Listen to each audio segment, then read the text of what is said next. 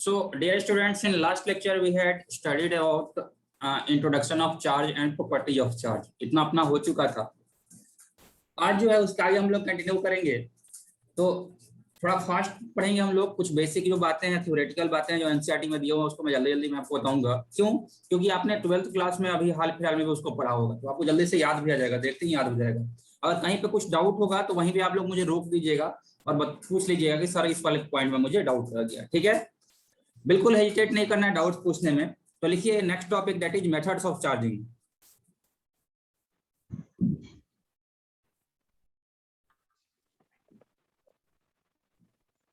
Methods of charging. तो charging के कौन कौन से मेथड होते हैं? चार्जिंग बाय फ्रिक्शन, एक तो होता है बाय फ्रिक्शन, दूसरा होता है बाय कंडक्शन, एंड तीसरा होता है बाय इंडक्शन। तो बाय फ्रिक्शन कैसे चार्ज करते हैं? दो ऑब्जेक्ट को जो हम आपस में रब करते हैं, जैसे मान लीजिए ये है silk cloth, this is silk cloth, और इसको हमने रब किया किसके साथ? एक ग्लास रॉड के साथ। ये है ग्लास रॉड। इन दोनों को आपस में जब हम रब करते हैं तो क्या होता है? तो सिल्क क्लॉथ पे नेगेटिव चार्ज आ जाता है और ग्लास रॉड पे क्या होता है? पॉजिटिव चार्ज आया। ठीक है, तो ऐसा क्यों हुआ? तो रब करने के कारण क्या होता है ना बच्चों, जहां पे लूजली बॉन्डेड इलेक्ट्रॉन्स है वहां से दूसरे पार्ट में इलेक्ट्रॉन का ट्रांसफर होता है। तो यहाँ पे रॉड से, ग्लास रॉड से सिल्क क्लॉथ के पास इलेक्ट्रॉन का ट्रांसफर होता है, इसलिए सिल्क क्लॉथ क्या होता है? नेगेटिव चार्ज होता है और ग्लास रॉड क्या होता है? पॉजिटिव चार्ज होता है। तो ये था चार्जिंग बाय फ्रिक्शन। एवरीवन हाँ ना बताते चलेंगे। Yes sir. Charging by conduction. Charging by conduction में देखिए क्या होता है। चार्जिंग बाय कंडक्शन में जैसे मान लो कि ये दो ऑब्जेक्ट है, this is object A and this is object B. ठीक है, और इसके पास बहुत सारे चार्ज है। मान लीजिए 50 कूलम चार्ज है, प्लस 50 कूलम चार्ज है, इसके पास 0 कूलम चार्ज है। तो अगर इन दोनों को हम लोग कनेक्ट कर देंगे, ठीक है, इन दोनों को हम लोग कनेक्ट कर देंगे तो यहां से यहां चार्ज का फ्लो होगा। और कब तक चार्ज का फ्लो होगा? जब तक दोनों का फाइनल पोटेंशियल इक्वल नहीं हो जाए। तो दोनों ऑब्जेक्ट को हमने कांटेक्ट में लाया, कांटेक्ट में लाने के कारण चार्ज का फ्लो हुआ है। This is called charging by conduction. Everyone हाँ या ना? Yes sir. आपको हमेशा ध्यान रखना चाहिए कि चार्ज का ट्रांसफर हमेशा higher potential to lower potential होता है। ठीक है, मतलब जब ऐसा मान लो नॉर्मल एक क्वेश्चन दे देगा, ऐसा दे दिया है कि हाँ this is object, this is having, it is having 100 coulomb charge and this is object which is having 90 coulomb charge. अगर इसमें इसको इससे हम वायर से कनेक्ट किए तो किधर से किधर की तरफ चार्ज का फ्लो होगा? तो इसका आंसर है, फिलहाल हम नहीं बता सकते हैं कहां से कहां चार्ज का फ्लो होगा। ऑल्दो इसके पास क्या है? चार्ज ज्यादा है, इसके पास चार्ज कम है, लेकिन ये भी हो सकता है कि इसका पोटेंशियल ज्यादा हो, इसका पोटेंशियल ज्यादा हो, इसका पोटेंशियल क्या हो? कम हो। अगर भी ज्यादा रहा VA से तो इस सिचुएशन में चार्ज का फ्लो इधर होगा।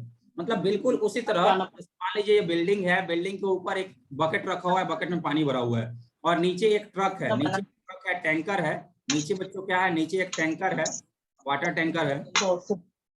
ठीक है, और इन दोनों को हम पाइप से कनेक्ट कर देंगे। इन दोनों जब हम पाइप से कनेक्ट कर देंगे तो ऑल्दो इसमें हो सकता है कि 2 या 5, इसमें 5 लीटर नहीं पानी हो, इसमें हो सकता है कि 1000 लीटर पानी हो, इसमें 1000 लीटर पानी हो, लेकिन फिर भी पानी का ट्रांसफर कहां से कहां होगा? 5 लीटर से 1000 लीटर वाले कंटेनर में होगा। क्यों?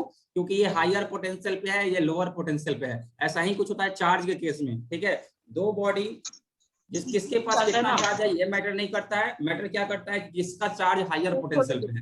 चार्ज हमेशा हायर से लोअर पोटेंशियल तक पे ट्रांसफर होगा और तब तक ट्रांसफर होगा जब तक पोटेंशियल इक्वल नहीं हो जाए। क्लियर है सबको? हाँ ना?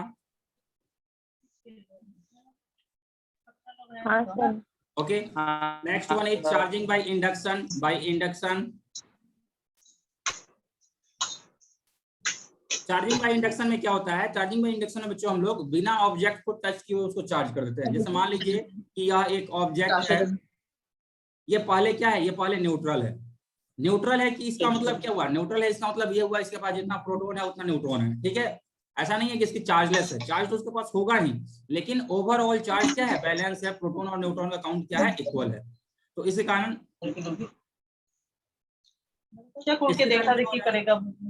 बच्चों जिसका नॉइज आ रहा है वो अपने माइक को म्यूट कर ले काइंडली। तो इससे कारण क्या होगा? इसके पास पॉजिटिव और नेगेटिव दोनों चार्ज है। अब इसके पास मान लीजिए कि हमने क्या किया, एक रॉड को लेकर के आ गए हम, एक कैसा रॉड को लेके आए, पॉजिटिवली चार्ज रॉड को हम लेकर के आ गए। तो इस बॉडी के अंदर जो भी चार्ज था उसका क्या होगा, उसका रीडिस्ट्रीब्यूशन होगा। ये पॉजिटिव क्या करेगा, नेगेटिव को अपने तरफ अट्रैक्ट करेगा और पॉजिटिव को रिपेल करेगा। तो अभी भी इस बॉडी में नेट चार्ज कितना है, 0 है, लेकिन इसके अंदर चार्ज का रीडिस्ट्रीब्यूशन हो गया है। पॉजिटिव चार्जेस इधर आ गए हैं, नेगेटिव चार्जेस इधर आ गए हैं, पॉजिटिव चार्जेस इधर चले गए। अब क्या कीजिए बच्चों, अब इसको आप लोग ग्राउंड से कनेक्ट कर दीजिए। जैसे ही हम इसको ग्राउंड से कनेक्ट करेंगे तो ग्राउंड का पोटेंशियल हमेशा क्या होता है, 0 होता है। अब ग्राउंड का पोटेंशियल 0 है, इधर की तरफ पॉजिटिव चार्ज है, यानी इस वाले पार्ट का हायर पोटेंशियल है, तो यहाँ से कुछ इलेक्ट्रॉन का इधर ट्रांसफर होगा। और जब कुछ इलेक्ट्रॉन का इधर ट्रांसफर होगा तो धीरे धीरे क्या होगा, इलेक्ट्रॉन जब इधर ग्राउंड से ऊपर आएंगे तो धीरे धीरे ये बॉडी क्या होगा, धीरे धीरे ये बॉडी नेगेटिवली चार्ज हो जाएगा। जो पॉजिटिव चार्ज रॉड था उसको यहीं पे मेंटेन करके रखना है, धीरे धीरे ये बॉडी क्या होगा, नेगेटिवली चार्ज हो जाएगा। और जैसे ही ये बॉडी नेगेटिवली चार्ज हो जाए उसके बाद आप क्या कीजिए, उसके बाद अपने को सीक्वेंस फॉलो करना है। सीक्वेंस देखिए क्या है, सीक्वेंस ये है कि पहले इस वाले वायर को ब्रेक करेंगे, देन इस वाले रॉड को हटाएंगे। ठीक है, ये समझ में आ रहा है सबको? पहले इस वाले वायर को ब्रेक करेंगे, देन रॉड को हटाएंगे। बहुत सारे लोग कैसा कर सकते हैं कि जैसे ही इसमें ग्राउंड से इलेक्ट्रॉन्स आ गए, ये बॉडी क्या हो गया, नेगेटिव चार्ज हो गया, उसके बाद रॉड को हटा देंगे। अब जैसे ही बच्चों आप रॉड को हटा देंगे और ये वाला कनेक्शन ब्रेक नहीं रहेगा ना, तो फिर से क्या होगा, फिर से यहाँ से इलेक्ट्रॉन ग्राउंड में चले जाएंगे। ठीक है, तो तरीका क्या है, पहले इस वाले वायर को ब्रेक कीजिए, ग्राउंड के साथ कनेक्शन को ब्रेक कीजिए, फिर आप रॉड को हटा दीजिए। तो फिर ये बॉडी जो कि इनिशियली अनचार्ज था, इसके ऊपर क्या हो गया, नेगेटिव चार्ज आ गया, और बिना इसको टच किए हमने इसको नेगेटिव चार्ज कर दिया। तो this is called charging by induction. Everyone clear? आना हाँ सर। हाँ चलिए सर। अब आगे चलते हैं। तो ये हो गया different process of charging. Next topic लिखिए कूलम्ब्स लॉ। अब कूलम्ब्स लॉ में तो आप लोगों को सब कुछ याद ही होगा।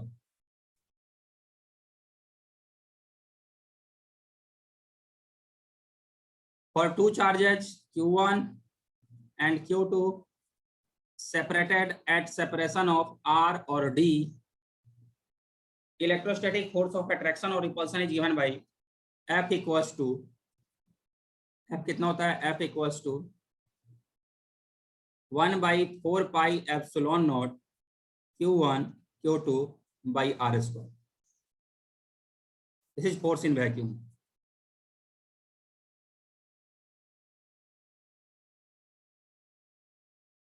ठीक है, ये क्या है, फोर्स इन वैक्यूम है। 1/4 पाई एप्सिलॉन नॉट जो होता है बच्चों, इसका वैल्यू होता है 9 × 10⁹। इसका वैल्यू क्या हो जाएगा, 9 × 10⁹। इसको हम लोग के से भी नोट करते हैं, कूलम्ब्स कांस्टेंट भी इसको बोलते हैं। और इसका यूनिट कितना कितना हो जाएगा, इसका यूनिट हो जाएगा न्यूटन मीटर स्क्वायर पर कूलम्ब स्क्वायर। ओके एवरीवन, आना बताते चलिए। एप्सिलॉन नॉट जो होता है, ये होता है 8.85 × 10⁻12।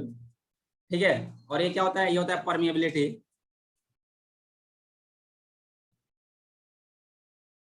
परमिटिविटी होता है, परमिएबिलिटी होता है, क्या होता है, इसको क्या बोलते हैं बच्चों, permeability of free space. Permeability of free space. Wait कर लीजिएगा एक मिनट। परमिटिविटी है सर, परमिटिविटी होता है, सॉरी परमिटिविटी तो इसमें आता है, मैग्नेटिक्स में आता है, जो होता है permittivity. This is permittivity of free space, of free space. अब समझिए परमिटिविटी क्या होता है। परमिटिविटी ये होता है बच्चों कि कोई भी मटेरियल कितना इजीली इलेक्ट्रिक फील्ड को अपने अंदर से अलाउ कर देता है। ठीक है ना, it is ability of a material to pass electric field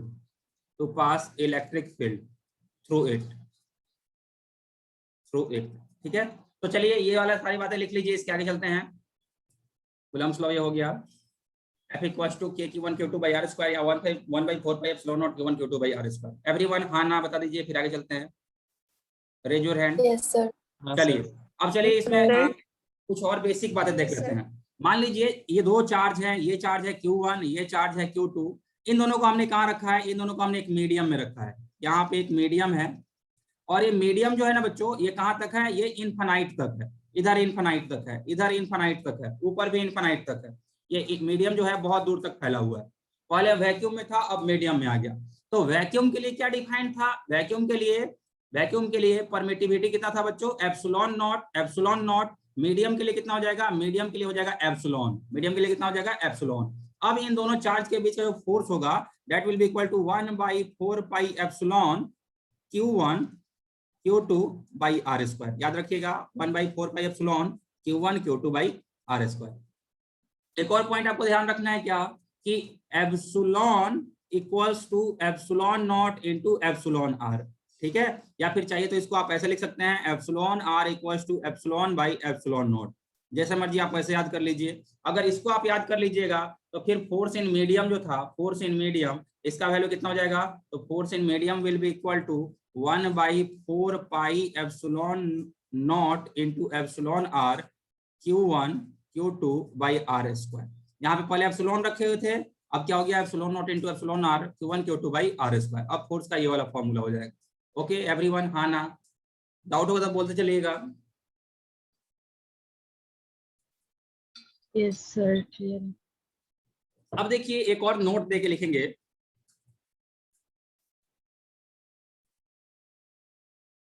on submerging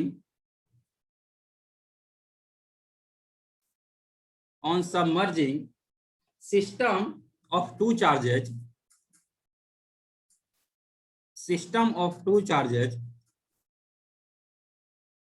on submerging system of two charges in the medium,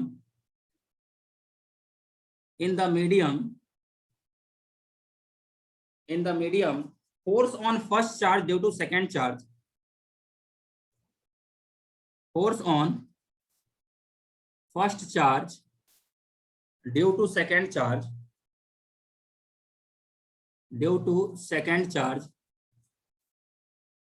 force on first charge due to second charge remains the same,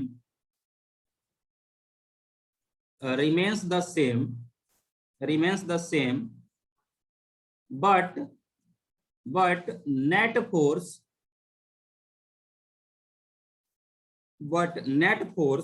changes due to polarization of medium.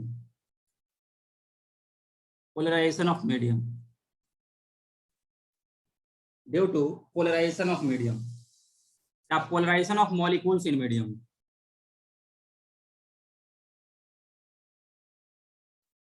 चलिए इसको समझते हैं, बहुत ही important point है बच्चों। इस पे question आएगा तो गलती मत करना, समझ लो इसको अच्छे से क्या होता है। हमने देखा अभी क्या?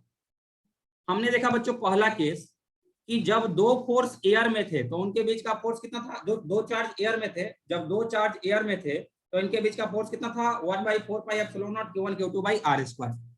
और जब इनको हम लेके चले गए एक मीडियम में तो इनके बीच का जो फोर्स है वो फोर्स अब कितना हो गया है? अब वो फोर्स हो गया 1/4 pi epsilon naught into epsilon R Q1 Q2 by R square, या फिर 1/4 pi epsilon Q1 Q2 by R square. और नीचे में आपको क्या लिखा है? वो पॉइंट ये लिखा हूं कि मीडियम में ले जाने पे इन दोनों चार्ज के ऊपर फोर्स सेम रहेगा, यानी पहले जितना फोर्स लग रहा था ना, फोर्स अभी भी उतना ही लगेगा। इस वाले चार्ज पे, इस वाले चार्ज के कारण फोर्स अभी भी उतना ही लगेगा। लेकिन क्या होता है बच्चों ये है यहाँ पे कि जैसे ही हम किसी चार्ज को यहाँ पे लेके आ गए हैं, जैसे मान लीजिए ये चार्ज कैसा था? ये चार्ज पॉजिटिव चार्ज था। अब बच्चों अगर ये पॉजिटिव चार्ज था, ये वाला चार्ज पॉजिटिव था, ये वाला चार्ज मान लीजिए क्या था? ये वाला चार्ज मान लीजिए पॉजिटिव था। तो जैसे ही ये पॉजिटिव चार्ज लाकर हम यहाँ पर रखे हैं तो ये मीडियम के मॉलिक्यूल को क्या करेगा? डिस्टर्ब करेगा। ये पॉजिटिव क्या करेगा? मीडियम का जो मॉलिक्यूल होगा उसको डिस्टर्ब करेगा, उसके अंदर पोलराइजेशन ये कराएगा। कैसा पोलराइजेशन कराएगा? देखिए तो इस ढंग से पोलराइजेशन ये कराएगा। ठीक है, जो इसके नेगेटिव चार्ज होंगे उसको अपने तरफ अट्रैक्ट करेगा, जो नेगेटिव चार्ज होंगे उसको अपने तरफ अट्रैक्ट करेगा, और जो पॉजिटिव चार्ज होंगे ना उनको अपने से दूर रिपेल करेगा। जो पॉजिटिव चार्ज होंगे अपने से दूर रिपेल करेगा। तो इस तरह से ये मीडियम क्या हो गया है? पहले तो कुछ मीडियम ही नहीं था, लेकिन अब जो मीडियम है वो पोलराइज हो गया। सिमिलरली इधर ये नेगेटिव पॉजिटिव, इधर नेगेटिव पॉजिटिव, इधर नेगेटिव पॉजिटिव, इधर नेगेटिव पॉजिटिव, तो ये लगातार मीडियम क्या हो रहा है बच्चों? मीडियम पोलराइज हो रहा है। अब मीडियम के पोलराइज होने के कारण क्या होगा कि पहले सिर्फ ये चार्ज इस वाले चार्ज पे फोर्स लगा रहा था, अब ये वाला जो यहाँ पे पोलराइजेशन हुआ है, तो ये नेगेटिव चार्ज भी इसको अपनी तरफ खींच रहा है, ये भी अपने तरफ खींच रहा है, ये भी अपने तरफ खींच रहा है, ये भी अपने तरफ खींच रहा है। तो अब इनफाइनाइट नंबर ऑफ फोर्सेज इस वाले चार्ज पे लग रहे हैं। पहले सिर्फ एक चार्ज के कारण लग रहे थे, अब इनफाइनाइट चार्ज के कारण लग रहे हैं, इसलिए इसके ऊपर नेट फोर्स क्या होता है, चेंज हो जाता है। और नेट फोर्स जो चेंज होता है उसका वैल्यू कितना होता है, वो होता है 1/4πε Q1 Q2 by R square, या फिर 1/4πε0 into epsilon r Q1 Q2 by R square. ठीक है, force due to this charge on this charge remains same, net force on this charge will change. Everyone, हाँ या ना, raise your hand. हाँ sir. Very good. तो आपको याद रखना है, क्या याद रखना है, मैं एक बार फिर से यहाँ पे लिखा दे रहा हूँ। फोर्स इन वैक्यूम कितना था, 1/4πε0 Q1 Q2 by Q2 by R square. Force in medium कितना था, तो वैक्यूम के लिए एप्सिलॉन नॉट, मीडियम के लिए क्या हो जाएगा, epsilon Q1 Epsilon naught, epsilon R. R square. Force in medium का एक और relation 1/4π epsilon equals to epsilon naught into epsilon r Q1 Q2 by R square. बिल्कुल भी कंफ्यूज नहीं होना है। सही बच्चे, हाँ या ना बता दें। तो मैं चलता हूं आगे। हाँ सर। चलिए, हाँ, एक आसान सा न्यूमेरिकल याद रखना बच्चों, क्या कि this force will always act along line joining both charges। दोनों चार्ज से पास होने वाला जो लाइन होता है ना, उस लाइन के अलोंग ही कूलम्ब फोर्स लगता है। ठीक है, आगे चले जाओ बच्चों। क्वेश्चन कुछ ऐसा है, क्वेश्चन कैसा है, तो क्वेश्चन बोला मैं ऐसा हूं, कैसा हूं, ऐसा हूं, कैसा हूं, ऐसा हूं। बहुत बढ़िया। तुम हो प्लस क्यू और तुम हो minus Q. This is equilateral triangle of side A. We have to find net force on minus Q charge. Find net force on minus Q charge. Minus Q charge जो है बच्चों, उसके ऊपर net force find करना है। क्या किया जाए,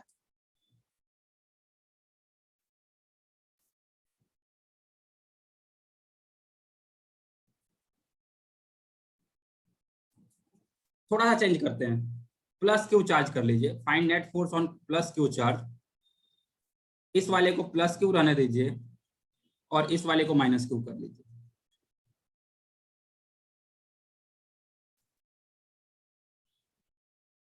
ठीक है, इस वाले प्लस क्यू पे अपने को नेट फोर्स फाइंड करना है।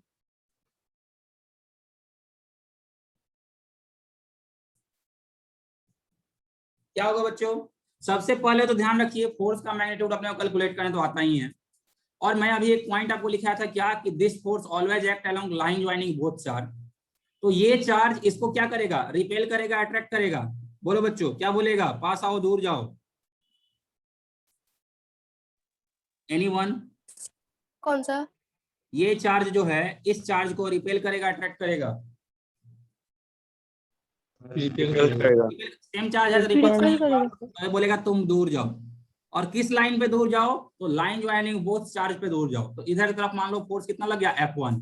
ये चार्ज इस चार्ज को अपने पास बुलाएगा, अपने से दूर भेजेगा।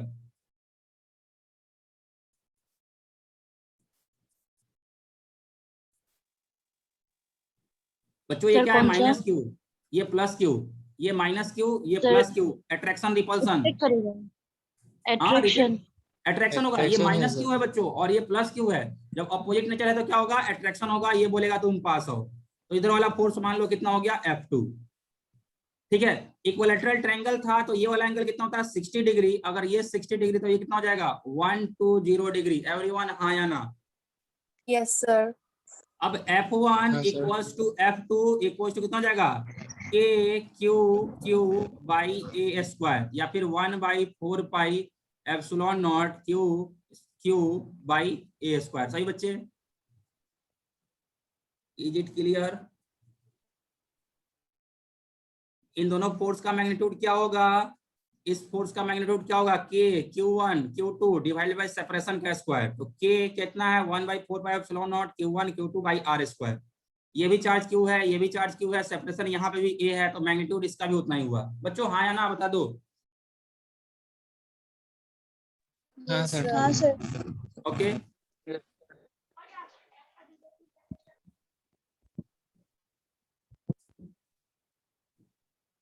तो वो भी Q square लिखते हैं क्या बोल रहे हैं? Sir 1 by 4 pi epsilon naught Q square by A हाँ square. क्यू स्क्वायर बाई ए लिख सकते हैं, ये हो जाएगा 1/4 pi epsilon naught Q square by A square, ऐसा हम लोग लिख सकते हैं। ठीक है, ये F1 equals to F2 equals to इतना हम लोग लिख सकते हैं। अब देखिए क्या, अब यहाँ पे अपने पास दो फोर्स हो गया, ये फोर्स F1 ये फोर्स F2, इन दोनों के बीच का एंगल कितना है 120 डिग्री। तो समझते हैं, ये हो गया F1 कितना है, F1 का वैल्यू मान लीजिए हमने F है, और इधर वाला फोर्स कितना है, इधर वाला फोर्स है F2 कितना है, ये भी F है। इन दोनों के बीच का एंगल कितना है, इन दोनों के बीच का एंगल 120 डिग्री है। तो बच्चों आपको ऐसा भी याद होना चाहिए कि अगर दो फोर्स है, दोनों का मैग्नीट्यूड इक्वल है, दोनों का मैग्नीट्यूड इक्वल है 1/4 pi epsilon naught Q square by A square, और ये भी कितना है 1/4 pi epsilon naught Q square by A square, दोनों का मैग्नीट्यूड इक्वल है, तो इनका रिजल्टेंट क्या होगा, उतना ही होगा अगर एंगल 120 डिग्री है तो इनका रिजल्टेंट कितना होगा, रिजल्टेंट होगा 1/4 pi epsilon naught Q square by A square. आपको ध्यान होना चाहिए, if two forces are equal in magnitude and angle between them is 120 degree, then their resultant is having same magnitude as magnitude of one of the forces. Clear है? ये चाहिए तो इसको आप सोल्व कर लीजिए। सोल्व कैसे कर लेंगे, तो रिजल्टेंट का फॉर्मूला लगा दीजिए √f² plus f² plus 2 into f into cos कितना, cos 120। cos 120 कितना होता है, ये होता है -1/2, तो कितना हो जाएगा f² plus f² plus 2 f² into -1/2, 2 से 2 कैंसिल हो गया, this is -f², this is plus f² cancel हो जाएगा, फाइनल रिजल्ट क्या आ जाएगा, f आ जाएगा। तो अगर दो फोर्स बच्चों आपस में इक्वल हैं, उनके बीच का एंगल 120 डिग्री है, तो रिजल्टेंट क्या होता है, उतना ही होता है। हाँ या ना, सही बच्चे? हाँ सर। ओके, तो ये एक क्वेश्चन हो गया। इसके आगे चलते हैं। अब नेक्स्ट क्वेश्चन इज, चलो जल्दी से इस वाले क्वेश्चन को सोल्व कर दो।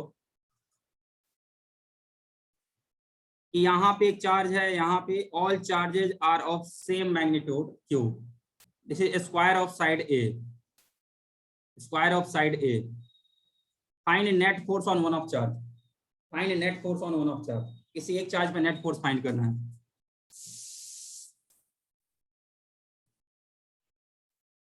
क्या होगा बच्चों, ये दोनों सेम नेचर के चार्ज है, हाँ या ना? पॉजिटिव पॉजिटिव हाँ सर। क्या होगा, रिपल्सन मानते हैं, इधर की तरफ F1 फोर्स से रिपल्सन Yes, होगा, sir. ये पॉजिटिव इनमें भी होगा, रिपल्सन मानते हैं, इधर की तरफ F1 फोर्स से रिपल्सन होगा, F2 फोर्स से रिपल्सन होगा, ये पॉजिटिव इनका ही फोर्स रिपल्सिव होगा, इनके लाइन पे होगा, तो ये मानते हैं इधर की तरफ F3 फोर्स से रिपल्सिव होगा। एवरीवन हाँ ना बता दीजिए। हाँ सर। ओके, हाँ सर। Yes sir. अब देखो, अब F1 is equal to F2 is equal to कितना हो जाएगा, ये हो जाएगा K Q square by A square, हाँ या ना?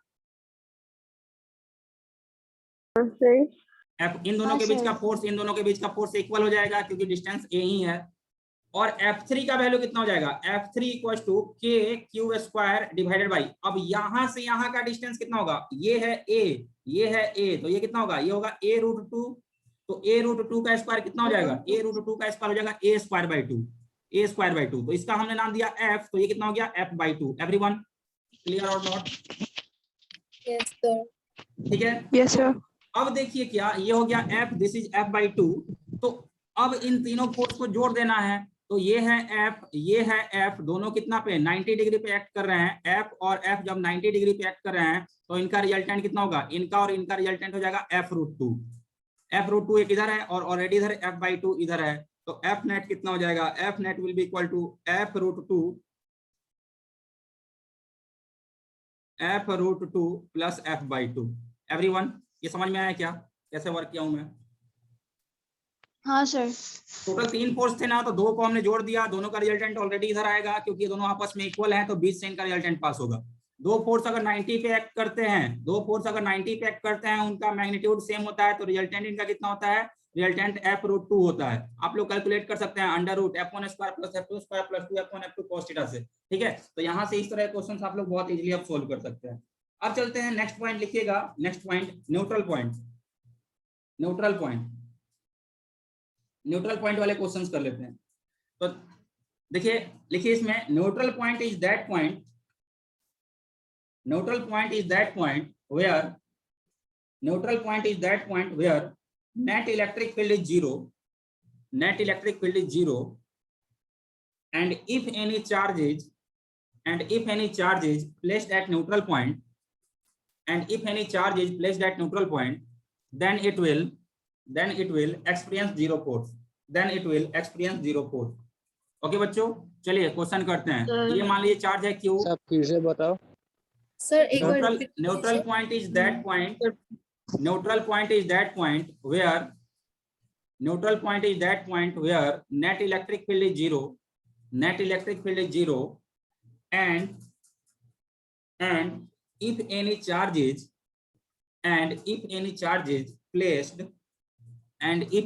is placed at neutral point, then it will experience zero force, चलिए क्वेश्चन से क्लियर होगा बच्चों। ये मान लीजिए अपने पास दो चार्ज है, this is Q and this is 4Q। एक कितना है बच्चों, एक है Q और दूसरा कितना है, दूसरा है 4Q। तुम हो Q, तुम हो 4Q। इन दोनों के बीच का सेपरेशन कितना है, L है। इन दोनों के बीच का सेपरेशन L है। अपने को फाइंड करना है इन दोनों के बीच में वो पोजीशन जहां एक थर्ड चार्ज को रखेंगे तो वो जीरो फोर्स एक्सपीरियंस करेगा। तो क्वेश्चन लिखिए, find point where a third charge is placed, find point where when a third charge is placed on line joining both charges, then it will experience zero force, okay बच्चों, सबने question लिख लिया? Please sir एक बार बताओ। फिर से सुन लीजिए, find point where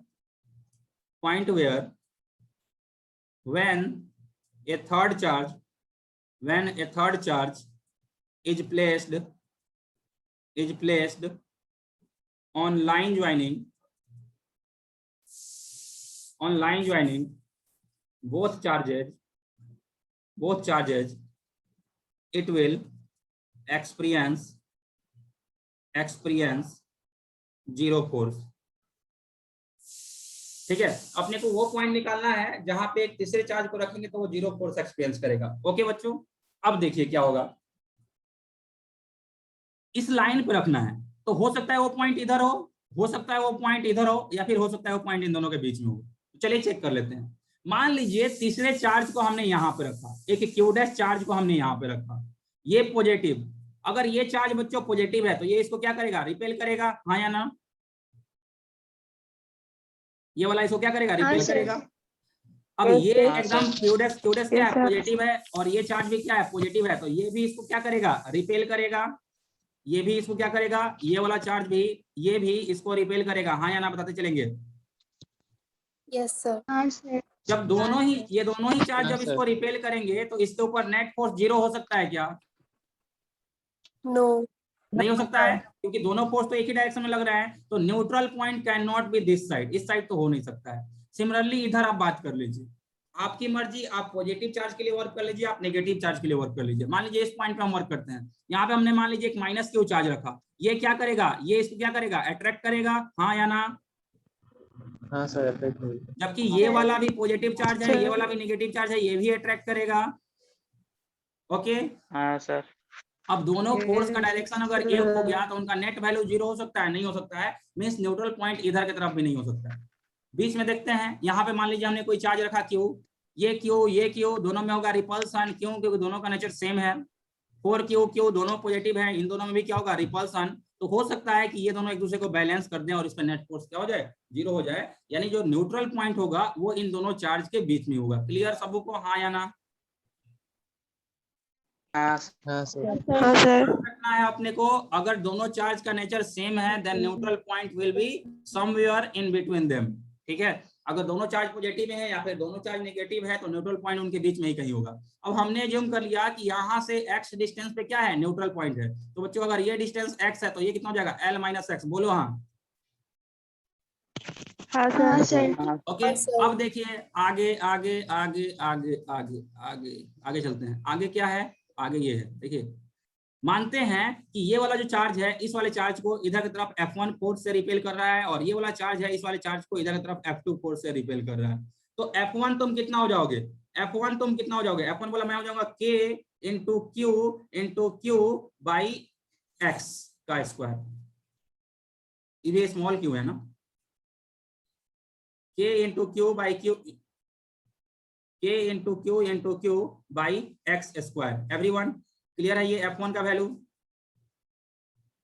K Q by X का स्क्वायर।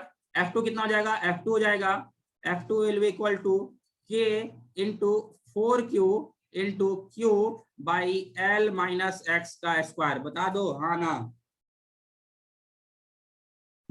हाँ सर। For equilibrium, sir. for neutral point, F1 should be equal to F2. F1 should be equal to F2.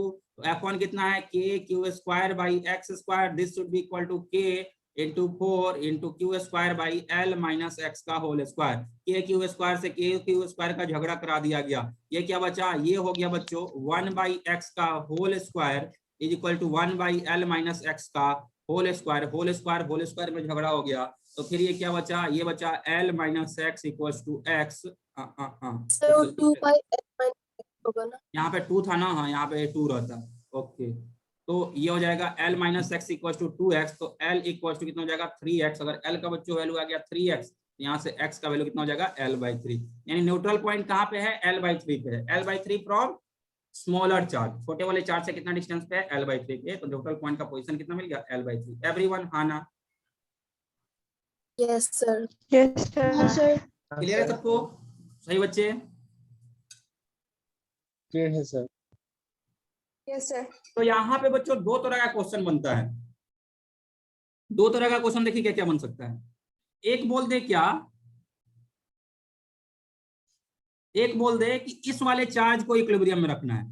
Find position where third charge should be placed so that it will experience 0 force. तो ये तो हमने बना दिया। दूसरा question ये बन सकता है find position nature and magnitude, position, nature and magnitude of third charge which should be placed at a point so that whole system will be in equilibrium। मतलब इस चार्ज का पोजीशन क्या होना चाहिए, इसका नेचर क्या होना चाहिए, इसका मैग्नीट्यूड क्या होना चाहिए, ताकि ये पूरा का पूरा सिस्टम कहाँ रहे? इक्विलिब्रियम में रहे। ठीक है, तो जो हमने क्या किया, पहले सिर्फ इस वाले चार्ज को इक्विलिब्रियम में रखा, अब पूरे सिस्टम को बच्चों इक्विलिब्रियम में रखना है। पूरा सिस्टम इक्विलिब्रियम का मतलब क्या हुआ? इस चार्ज पे भी नेट फोर्स 0 होगा, इस चार्ज पे भी नेट फोर्स 0 होगा। तो इसके लिए आपको दो स्टेप का काम करना पड़ेगा। पहले स्टेप में अपने को पोजीशन मिलेगा, इसके लिए नेट फोर्स 0 करेंगे तो, और दूसरे स्टेप में अपने को नेचर एंड मैग्नीट्यूड मिलेगा, इसके लिए नेट फोर्स 0 कीजिएगा। तो वो दो स्टेप का क्वेश्चन हो जाता है, और दो स्टेप के क्वेश्चन आपको नीट एंड जेईई मेंस में आएंगे नहीं, इसलिए उसको मैं नहीं करा रहा हूँ। क्लियर है बच्चों? लेकिन अगर आपको ऐसा क्वेश्चन मिलता है तो कैसे सोल्व किया जाएगा? एक बार यहाँ पे नेट फोर्स 0 कर दीजिए, एक बार यहाँ पे नेट फोर्स 0 कर दीजिए। हाँ या ना? हाँ सर। अब जैसे मान लो सिर्फ पूछे कि इस चार्ज का नेचर क्या होना चाहिए, पूरे सिस्टम को इक्विलिब्रियम में रखने के लिए इस चार्ज का नेचर क्या होना चाहिए, तो देखो इसको, इसके ऊपर नेट फोर्स 0 करना है ना, ये पॉजिटिव ये पॉजिटिव ये पॉजिटिव, ये दोनों एक दूसरे को क्या करेंगे? रिपेल करेंगे। अब ये इसको रिपेल करेगा इधर की तरफ F फोर्स से, तो इसको इक्विलिब्रियम में रखना है, तो this charge should attract this charge, इसको अट्रैक्ट करना पड़ेगा। अब ये अट्रैक्ट कब करेगा? ये पॉजिटिव है तो इसको नेगेटिव होना पड़ेगा, जब ये नेगेटिव रहेगा तो ये अट्रैक्ट करेगा, तब ये दोनों एक दूसरे को कैंसिल कर सकते हैं और ये इक्विलिब्रियम में आ सकता है। तो नेचर तो आप लोग ऐसे ही फाइंड कर सकते हैं, लेकिन मैग्नीट्यूड फाइंड करने के लिए इसमें नेट फोर्स क्या करना होगा? आपको 0 करना होगा। ओके बच्चों, आगे चले। हाँ सर। Okay very good. अगला देखिए, एक स्टैंडर्ड रिजल्ट लिख लीजिए।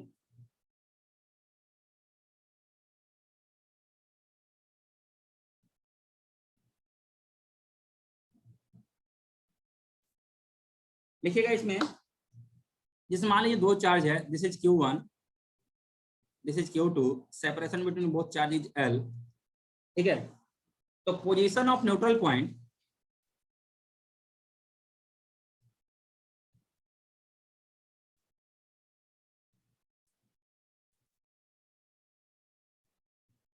x equals to root q1 by root q1 plus root q2 whole multiplied by L. Position of neutral point equals to root q1 divided by root q1 plus root q2 whole multiplied by L. Mod q1 is less than mod q2. And ये जो distance है बच्चों, this is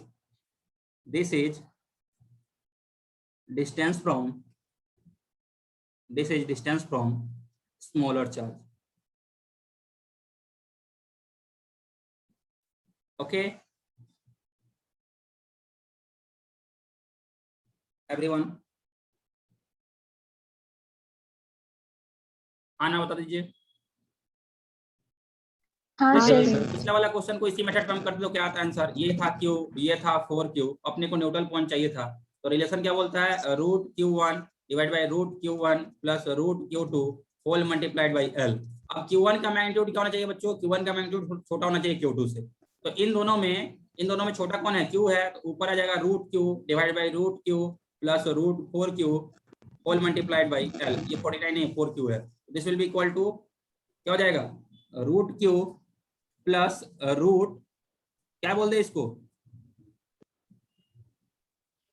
root q plus root q plus 2 root q. हाँ ना, हाँ sir. ठीक है. अब 2 रूट क्यू और रूट क्यू 3 रूट क्यू हो गया, तो क्या बचा, upper root q divide by 3 root q into L. Root q से रूट क्यू कैंसिल हो गया, answer will be L/3. Okay हाँ ना. हाँ सर. ये आंसर हो गया था. चलिए आज नेक्स्ट टॉपिक पे चलते हैं. अब लिखिए electric field.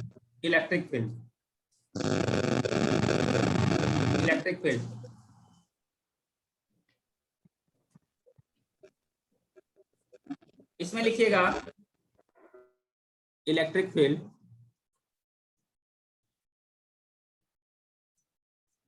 space around any charge where a third charge will experience force is called electric field. Space around any charge where a third charge will experience a force is called electric field. ठीक है. For a charge q at a distance r from it, electric field is given by kq by r square or 1 by 4 pi epsilon naught q by r square. This is electric field in vacuum. अगर medium रहेगा तो क्या होगा, 1 by 4 pi epsilon naught r q by r square. Okay everyone. हाँ sir. Unit क्या हो जाएगा,